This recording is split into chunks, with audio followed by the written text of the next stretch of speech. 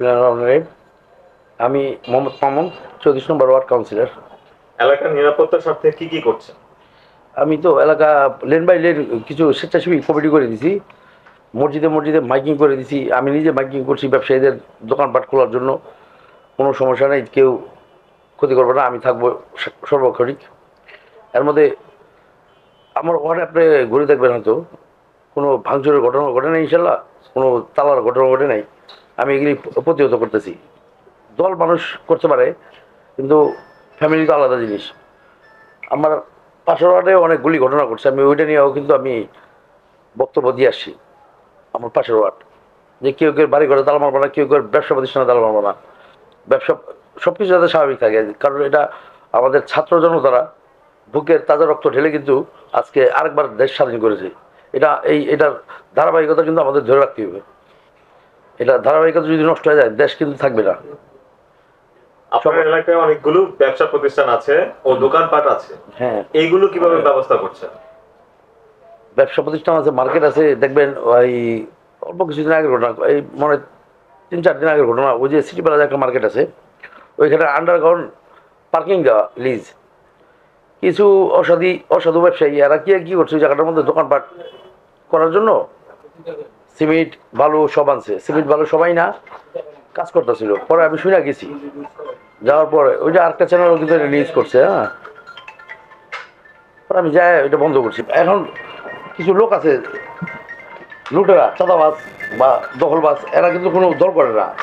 যারা দল করে, দলীয় লোক কিন্তু এগুলি করে না, এটা কিন্তু বহিরাগতরা এই কাজগুলি করে। আমরা সার্বক্ষণিক খোঁজ খবর রাখতেছি কেউ যাতে নির্যাতিত না হয়, কেউ ব্যবসা প্রতিষ্ঠান যাতে না ক্ষতি হয়, আর সরকারি সম্পদ যাতে ক্ষতি না হয়। কারণ এগুলি তো আমাদেরই সম্পদ। এই নষ্ট করলে মেরামত করতে খরচ, যে খরচটা হইব এটা তো আপনার আমাদের জনগণের থেকেই যাব। এইভাবে আমি সর্বক্ষণিকে চেষ্টা করতেছি। সকালে বাসা থেকে বেরিয়ে সময় পাই না ভাত খাওয়ার, এমন একটা অবস্থা। ওই জায়গাতে ফোন দেয়, ওই জায়গাতে ফোন দেয়। আসলে সব জায়গায় অনেক ধরনের লুটতারাপ চলতেছে, কিন্তু আমি দায়িত্বপ্রাপ্ত যেহেতু কাউন্সিলর, আমার অনেক কিছু হইলে কিন্তু একটা দুর্নাম আমি মনে করি আমাদের উপরে হবে। এই কারণে আমি সজাগ আছি, আমার এলাকাবাসী সজাগ আছে, সবাইকে আমি মাইকিং করে সজাগ করছি। এই তো। আগামীতে ওয়ার্ড নিয়ে আপনার চিন্তা কি?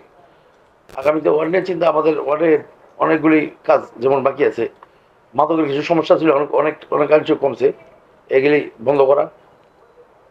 আর আমাদের ওয়ার্ডটারে আধুনিকায়ন করার লেগে যা যা লাগে সেটা অনেক কিছুই বাকি আছে। আসলে অনেক অনেক কাজই আমার বাকি আছে, করবো ইনশাল্লাহ।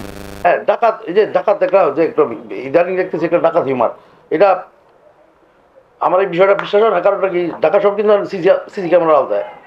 ডাকাত যদি হয় তাহলে হচ্ছে সিসি ক্যামেরার মধ্যে দেখা যাবে, প্রমাণ থাকবে। এর মধ্যে কিছু দেখতেছি না, শুধু শুনি ডাকাত ডাকাত। এই কারণে কিন্তু আমি লেন বাই লেন কমিটি কইরা, টিম কইরা রাত জায়গা থেকে আমাদের লোকজন পাহারা দিতেছে এটা দেখার জন্য।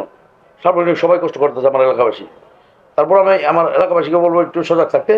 একটু ষড়যন্ত্র হচ্ছে, এটা বোধ হয় এই ষড়যন্ত্র হচ্ছে আমাদের দেশে, অরাজকতা হচ্ছে, খারাপ কিছু হচ্ছে, এটা কোনো বিদেশিদের বা পার্শ্ববর্তী রাষ্ট্রদের বোঝানোর জন্য এই ষড়যন্ত্রগুলি হচ্ছে। আসলেও কিছুই না, সব স্বাভাবিক ইনশাল্লাহ। আমার ওয়ার্ডে, আমি আমার ওয়ার্ডেটা বলতে পারি সব স্বাভাবিক ইনশাল্লাহ।